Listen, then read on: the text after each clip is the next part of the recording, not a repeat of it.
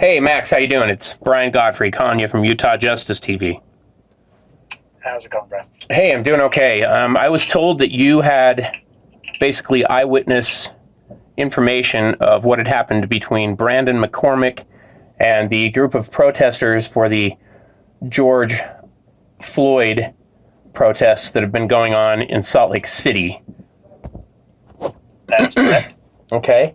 So did you see what started that altercation or how that kind of went down?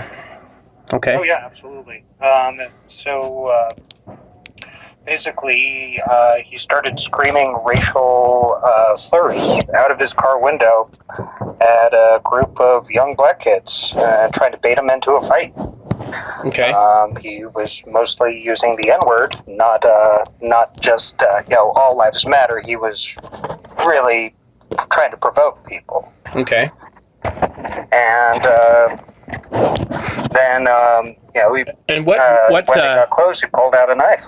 What part of downtown did this happen? Where he was just driving on the street with his window down, yelling things? No, he was coming to the protest. He had just gotten off of 5th and was driving towards 4th, towards where the police line was. Right. Okay. So he was driving to the protest.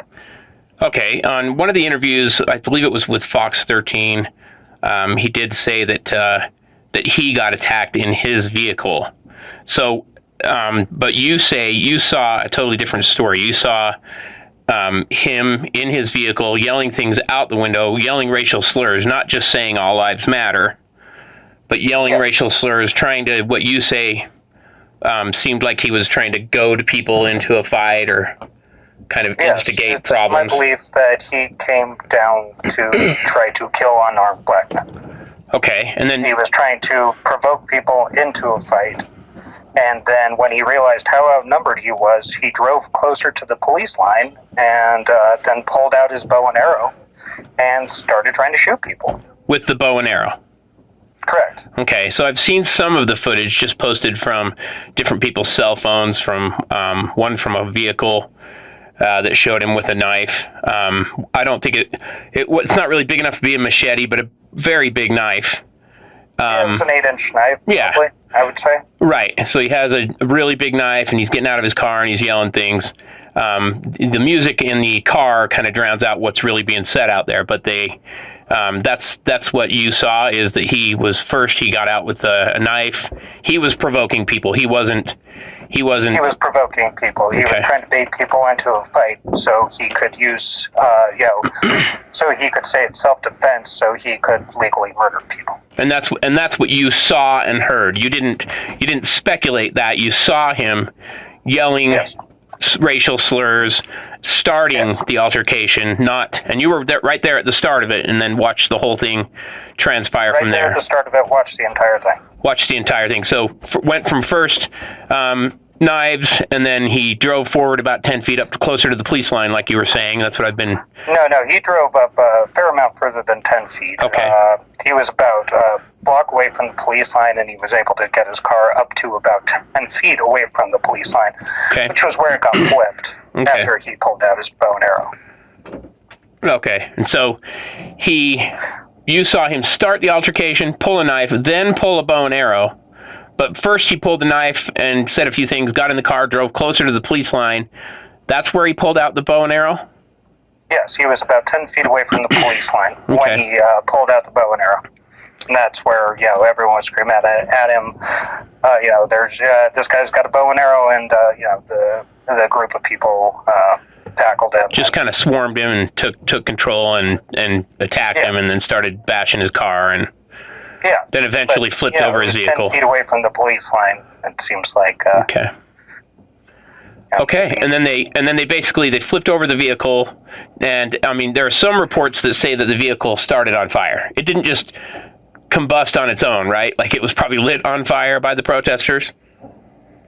I mean, a flipped car is probably going to end up on fire. I didn't see anyone go and try to light the fire. Okay. After it got flipped over, I kind of backed back into the crowd because it was pandemonium. Someone had just tried to shoot a crowd of unarmed people with a bow and arrow. Right. You don't see that every day. Right. And so you just thought, wow, this is pretty crazy stuff. So you were really close to the first part of it, and then you were there for the very end of it as well. Yes. Okay, well, I wanted to ask you a little bit about it because there's definitely been some mixed information out there, little pieces here and there, and sometimes, the media... Yeah, I saw the interviews with him. Right. That is not how things happened. Right, and sometimes the media gets it wrong because they don't know the full story, and they're letting the person talk, or, it happened so fast that they only caught a piece of it, and so I wanted to look into it and try to find some people that were... eyewitnesses to the situation so we could get a better glimpse and find the missing pieces of what really took place. Yeah, I'm grateful you're giving me that opportunity. I've tried to call the mayor's office. I've tried to talk to the police about it, and I haven't gotten a call back from either of those offices who claimed they wanted information. Have you sent any formal written statements, or did the police or anyone have you fill out a statement as to what took place? No, I tried to go down to the police station yesterday, and they just told me, yeah, we'll call you. Okay. So I tried to go through the proper channels to get this information to the people who might be able to do something about it, because I really don't think he should be out on the streets or in his apartment in his, magic underwear. Do you think the question I was having for you, I know he was originally from California. He lives in Salt Lake now. And a lot of times, things that happen in the state of Utah, a lot of people don't understand things from Utah if you're not from Utah. So there's misconceptions there. And if you don't live in a diverse place, other people will misunderstand things. But if he's instigating things, like you say, saying things like he did, that's definitely a different picture than what was painted on some of the clips on the news. And again, I'm not blaming the media I'm not saying anybody's doing that on purpose. I'm just saying sometimes people tell the wrong story and the media doesn't know any different. They let the people talk. So what I was trying to do, like I've stated, I wanted to get to the bottom of kind of what happened, see if there was anybody there that saw the initial altercation, watched the entire thing go down. And so I'm glad you could provide that. But the thing that I'm curious about is if you have you made any statements anywhere that anybody could kind of get a hold of, or somebody that might be able to take the information, and that maybe that's part of why the police don't need more from you. They don't want to muddy it or make it look like they're trying to get information from you versus it being offered. I posted 2 things on Facebook. Mm-hmm. I posted one the night of, just after I got home. Mm-hmm. And then the next day after I had felt kind of neglected by law enforcement, and I saw this misinformation coming out, I put out another Facebook post basically just explaining the whole story so people were aware of it. Right. But that's other than that, I've been out there in the streets with the people all day, and you're the first person who I've actually talked to on the phone about this. And this is the third night of the protest. It's now June 1st, so they started Saturday, May 30th at about 6 p.m. is when that altercation took place, you say, right? And then, so that would put us at the 29th, Friday. They started Friday the 29th, is that correct? And now they're still going till Monday, or did they start on the 30th? I thought they started on the 30th. The 30th was the one I heard about. Mm-hmm. And I was seeing live feeds of my job, and I just, after work, I just ran up there, and it was pandemonium. So you work in that area, and then you joined the protest, or were you? Okay, so Saturday, March 30th, you're at work, you're just kind of watching this go down, and you go and get involved because you're, are you one of the people that are, clearly it sounds like you're for the protests regarding George Floyd.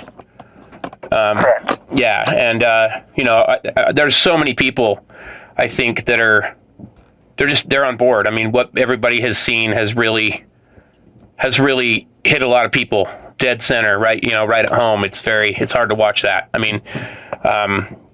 Anybody that suffers from asthma is going to know what it's like to not be able to breathe. And if you're telling somebody you can't breathe, we get it. Sometimes the cops are lied to, and they think, that misconception. Oh, well, if you can talk, you can breathe. No, that's not. Sometimes you have just enough air to say a few words. So, there's definitely a lot of speculation and stuff going on about that, and it's going to be it's a big case, and there's protests all over the United States. about Absolutely. it. I still feel like what I saw was a giant miscarriage of justice. He was with the cops. He was behind. They released him back into a crowd he had just tried to kill. Wow. And so he drew that bow and arrow and literally tried to shoot somebody. He did. Luckily, it wasn't a very good shot. And he released the bow. If you watch that video, you can see that that guy hit the ground right in front of him because he thinks he's about to get taken out. Did he hit that guy with the bow, or the guy just kind of jumped and ducked down? I wasn't close enough to see. There was a giant swarm of people. I didn't. Yeah, the video shows it kind of happening, but you don't get a good shot of the arrow hitting the guy or anything. You see him pull. It is pretty close. Yeah, I just saw the video of it after the fact. I saw him pull out the bow, but then people were running at this. Right, and so you don't see that guy get hit with the arrow, but you see him go duck down. He goes down, and then that's when they attack him. Right. Yes. So okay. Yeah. So third night of protests. You weren't there for the police vehicle, were you at all? The police vehicle? Yeah. No, that was before I was able to get there. And that was that was earlier in the day. That was Sunday. Uh-huh. And there was just a police vehicle. No, I thought that was Saturday too. That was definitely Saturday. It was also Saturday. The wreckage was there. Okay. Yeah. Okay. So so two vehicles basically went up in smoke on that day, or that same period of time. And the police vehicle, it was just there, right? It was just unattended, and people just started. Yeah, that's what I heard. I mean, that's what the video. I wasn't there for that part. There's a video by KSL, Alex Cabrero. Did a video, and it shows pretty much that entire thing happening, and it's pretty much right at the start. I don't know why people just started attacking the cop car. I know people are angry at police, but the thing that some people have kind of an issue with is just this is an issue that happened in Minneapolis. The Utah police, I don't know how much control they really have over anything on what Minneapolis does. I mean, are you saying that no Utah police has ever? Oh, absolutely not. Shot an unarmed black man? I don't know. I haven't worked. It's a systemic problem, bro. No, it's definitely there's definitely some training, obviously, with the George Floyd situation, and we're kind of getting off into like a personal tangent here. But obviously, with the George Floyd situation, like I say, most people are on board with that. Is just it's pretty heart-wrenching what everybody saw. So there's definitely problems. I'm not pro, police or anti-police. I'm pro good people, and I'm anti-bad people, no matter what job they have. But I think that it is hard for some people to be as behind, say, the cause when state vehicles get destroyed and it's taxpayer money. And again, I'm not trying to justify or nitpick anybody at all here. I'm just saying I kind of wanted to know some of the answers myself as to why the cop car was also lit up. Well, I think it's because it's a systemic problem. It isn't just George Floyd. It's all the rest. I mean, this goes back to the war on drugs. We have a militarized police state, man. I mean, I've never once seen a need for a police force to need tanks. And I'm seeing tanks rolling down the street. We need to demilitarize the police force. And I mean, it's so much more than just one thing. And if you try to bring it down to one thing, then yes, then it looks like maybe an overreaction from the protesters' point. But if you look at it from all the other perspectives of all the other people killed, all the injustice that is being done by this system, it kind of makes sense why it's happening everywhere. Sure, complicated issues aren't easy to compartmentalize, but when people are trying to wrap their heads around what's happening, to me, when I think that it's, obviously there's a big problem and everybody's really upset about the George Floyd incident. It's hard to watch things happen that make people that would otherwise be behind it kind of lose steam or get angry at the protesters. And again, I'm not here to judge anybody. I'm just saying. Yeah, no, I can understand what you're saying. Yeah. I just things are replaceable. People aren't. Yep, I agree with that. And, I mean... And, a few things get burnt. I mean, I'm not for that. I wasn't there to Sure. loot. I wasn't there to throw bottles at cops. I'm not that angry of a person anymore. Mm-hmm. But what I was there for was to hold space for, the black folks who couldn't be there, that were too scared to be there, or to be that buffer zone so they don't have to be afraid to have their voices heard. Mm-hmm. And so if we can, it would be great if this could have been peaceful, and today was peaceful. I mean, there was one bottle thrown today. I was at the protest today. There was one water bottle thrown from the protesters. 20 people dressed that man down, and basically was like, we're not doing that today. It was a completely peaceful protest from everything I saw today. That's good. So it was a better example of how things can be done. But, we're talking about oppressed people that are sick of not having their voices heard, of sick of having their communities, ripped apart by brutality. And I can kind of understand where they're coming from. But yes, I would agree that destruction of property is not going to, win as many, people's hearts and minds as a peaceful protest. Right, and that's part of why I wanted to get to the bottom of this, too, because when you hear, this guy's driving along, and he's just saying all lives matter, which might make some people mad, but hey, all lives matter. That's not a bad statement. That's not a racist statement. That's not trying to take anything away from anybody. I can see how some people might feel like it is, but it's, to most people, that's not a bad thing to say.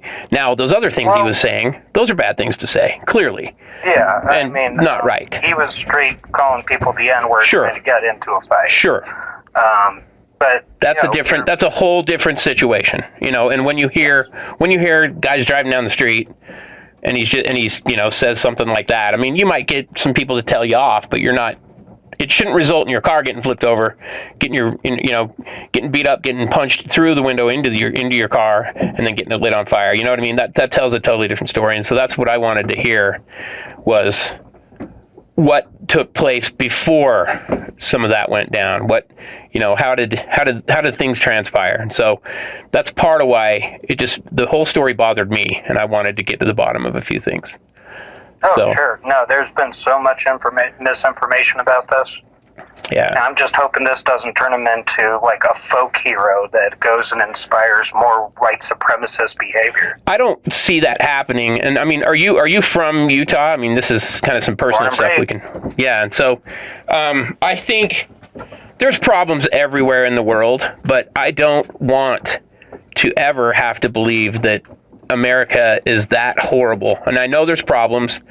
I know there are people out there with really bad ideas, harmful ideas. There's people out there that say and do things that are not right, but it disturbs me to think that people not only have those kind of ideas, but they're kind of let run amok. And that's another part of why I wanted to call you and try to get to the bottom of this, because I hope that, if someone needs some help or is out there with problems or trying to harm others, that gets addressed. I mean, you don't run around, and even for his own sake. Again, I'm not trying to say, excuse me, not trying to justify anything that he's done, obviously. But if there is something going on with him where he has mental issues, or if he's suffering dementia, or who knows what's happening, then he's going to need some help. He's going to get himself hurt. Any of his Facebook posts that got leaked? I've read some of that, and it's not looking very good for this individual. I'm definitely. And so I mean, those were his words, and then we just saw his actions. For sure. But when I try to get to the bottom of things, I try to just remain as neutral as possible, because I want the story. I understand, and I'm still a little heated about it. No problem, and that's fine. Traumatized by this for the rest of my life. Absolutely, and you got to speak your mind, and that's why I wanted to talk to you. You were there, you saw it, you were an eyewitness. I wasn't there. Everything that I am reading, seeing is all secondhand information. Some's going to be accurate, some's going to be completely inaccurate. But I do, like I was trying to say, A, people shouldn't be behaving that way in a civilized society, period. And then B, if someone is happening to do these kinds of things, and they need help, get them some help. They're going to get hurt, or they're going to hurt someone. And that's what needs to be kind of the main point of this, I think, is that no matter what, something needs to be done. That can't just continue until someone's, no longer able to be hurt because they're not here anymore. You know what I'm saying? Sort of thing. Mm-hmm. So that's what I was trying to get to. I mean, I honestly think the best thing that could happen in this situation is that he goes to jail, that he's no longer on the streets, because I don't know, I can't say if he's a risk to himself, but he's definitely a risk to people around him. Yeah, that's a fair statement when somebody's got weapons and charging a large crowd of people. I still can't believe the cops let him go. I find that to be the most shocking thing. Yeah, I think, and again, we can speculate all day long, and stuff like that is hard for people to understand if they've never been a cop, and I've never been a cop, but I think, they may have been looking at, hey, our cells are going to be full. We don't have room. We can't really stick there's nothing we can stick him with. We don't have enough evidence.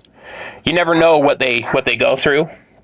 I mean, he was about 10 feet away from the cop line. I know you weren't there, but I mean, I went back down today, and the scorch marks from where his car was on fire, which was where he was posted up, right, was literally 10 feet away from where the cops were pushing us back. And so they saw a lot of what was taking place. They saw it. Okay. That's I can't imagine them not seeing it.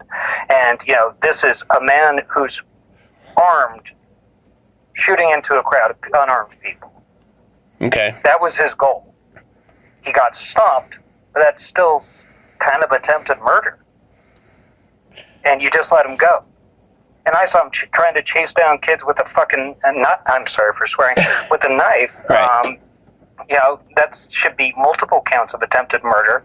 And I've been trying to talk to the police, and they won't talk to me, which, I put in a call. I went and stopped by and tried to talk to his people in person. I called the mayor's office. I've done everything I can to get this information out there because I think it needs to, because I don't think it's safe to have a person like this out on the street. Okay.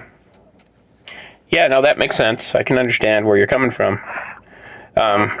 Maybe if he was 50 feet away and there was a mass of people between them, I would be able to understand, that you would need to have witnesses, or the cops wouldn't have witnessed it. He was right there. Yeah. Well, and I hope you don't think that when I try to offer a different viewpoint, it's not that I'm trying to lessen your irritation. Right. And it's because I've had different experiences and I do different things for work where I know kind of how the legal system works a little more than most.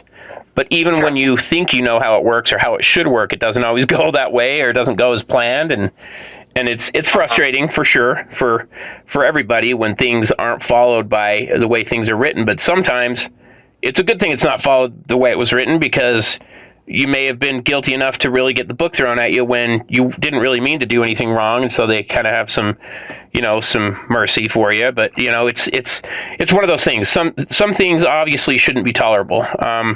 Yes, I personally find someone trying to shoot into a crowd, right, then get pulled aside, then released back into the crowd you just shot at. I find that unacceptable. Yeah, that would be probably pretty strange for most people, I would believe, to witness. And so, for sure, there's but I try to get answers from finding people that were there.